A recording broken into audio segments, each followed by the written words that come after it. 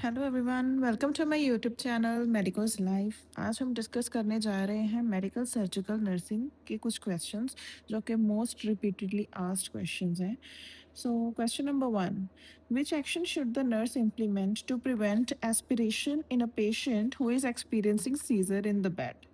सो कोई भी पेशेंट है, ठीक है, उसको सीजर होएंगे ना जब, तो उस टाइम पे हमारा इमीडिएट एक्शन क्या होना चाहिए, ये पूछा है क्वेश्चन में। Option A, elevate the bed. Option B, loosen the restrictive clothings.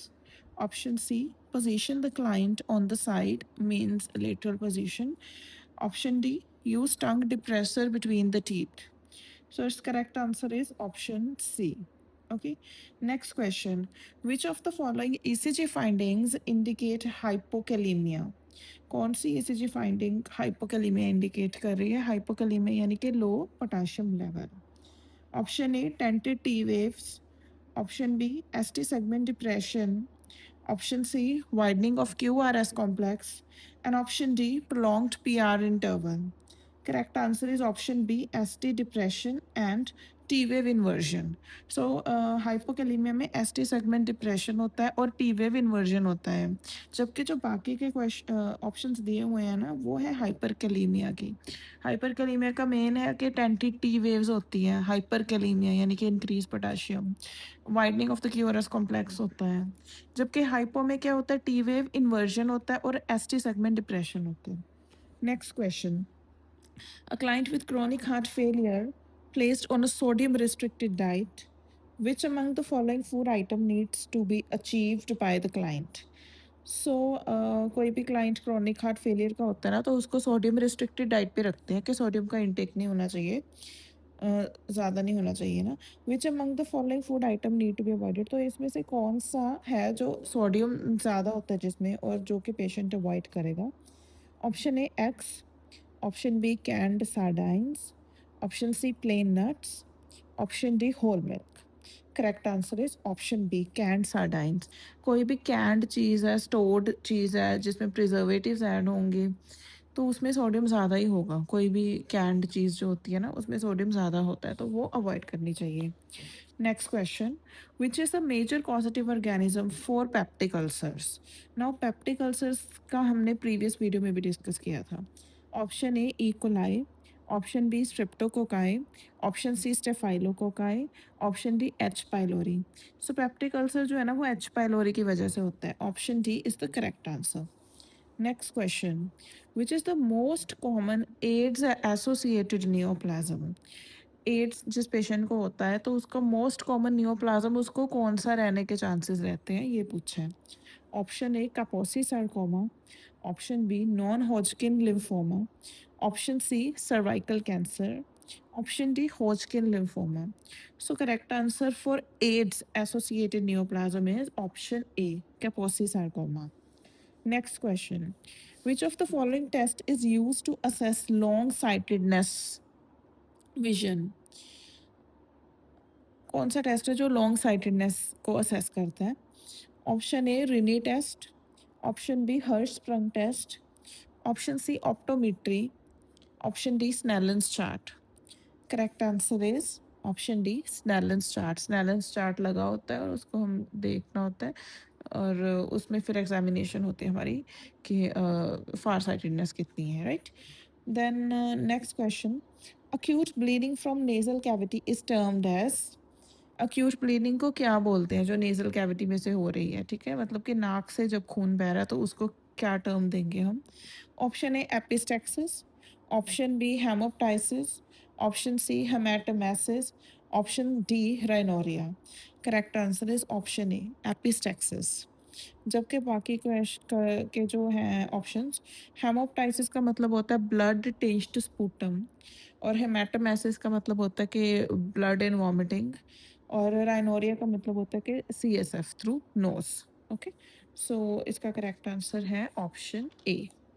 Next question, which of the following indicates the presence of pancreatitis? So pancreatitis का कैसे पता चलेगा, ठीक है? Option A, elevated serum amylase level. Option B, elevated serum lipase level. Option C, elevated aspartate aminotransferase. And option D, both A and B. Both A and B मतलब elevated serum amylase plus elevated serum lipase level.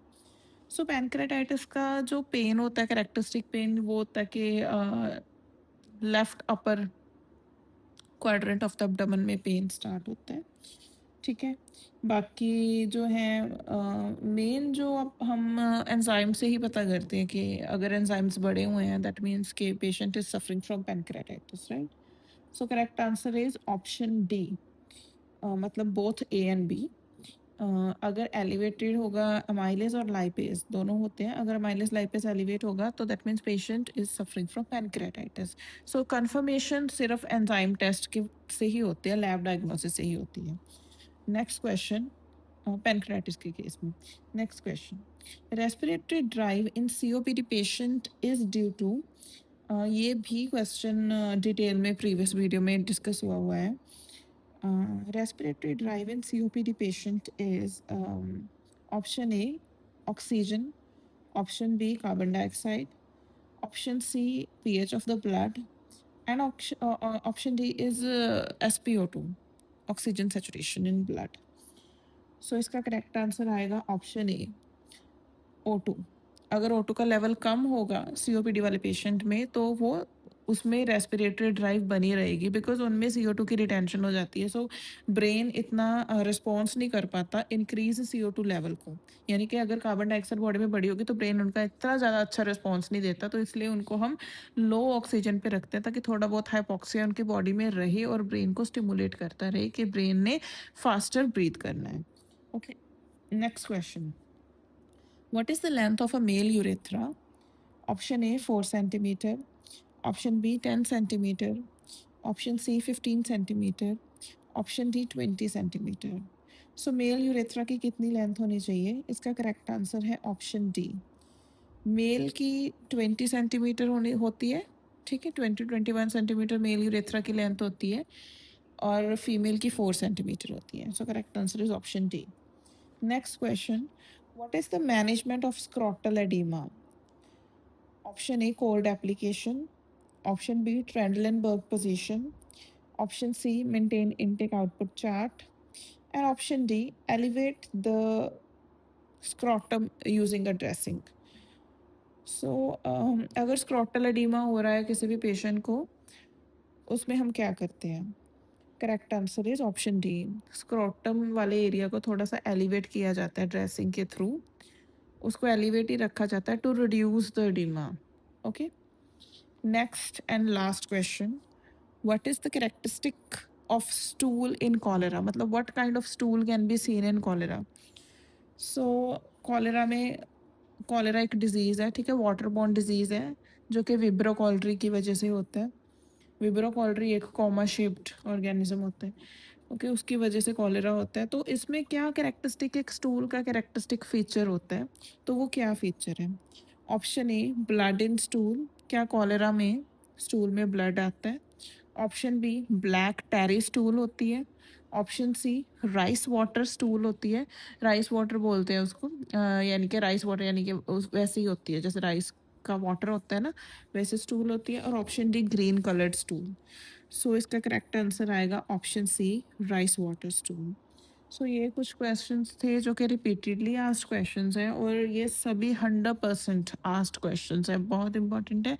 अगर आपको video अच्छी लगी तो please like share and subscribe ज़रूर करें। Thank you.